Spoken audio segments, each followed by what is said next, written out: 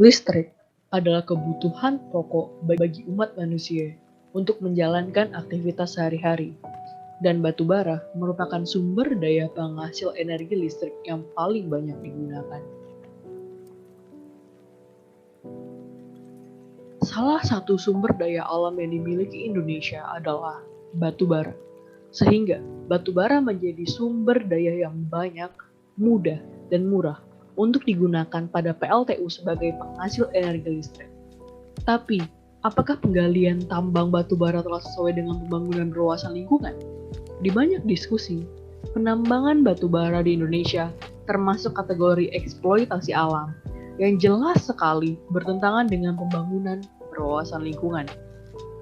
Pembangunan berwawasan lingkungan sendiri pada dasarnya adalah suatu upaya pembangunan yang berjalan berkesinambungan untuk meningkatkan kualitas manusia dengan memperhatikan faktor lingkungan.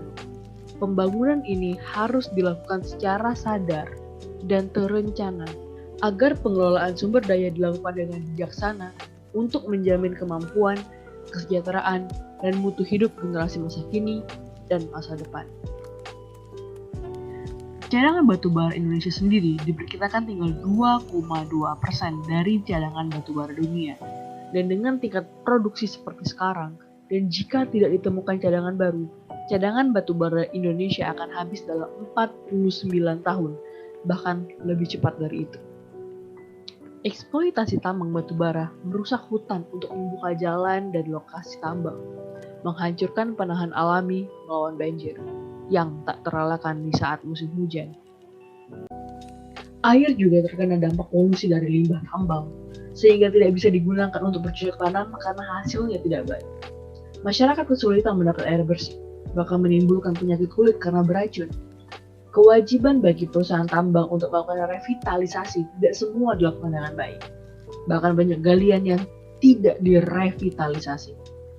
Tidak sampai situ saja, batu bara yang telah digali akan didistribusikan ke PLTU lewat jalur laut, yang kemudian berimbas pada pencemaran laut. Karena ketika kapal-kapal kehabisan bahan bakar, kapal akan berhenti di tengah laut untuk melepas jangkar yang tentunya dapat merusak terumbu karang. Belum lagi batu bara yang dibawa ada yang terjatuh sedikit demi sedikit ke laut selama dalam perjalanan. Peraturan telah ada. Menurut saya, sekarang adalah saatnya pemerintah dan pihak berwenang tegas menegakkan aturan. Dan kita, bagian dari masyarakat, harus lebih peduli dengan cara bijak menggunakan listrik.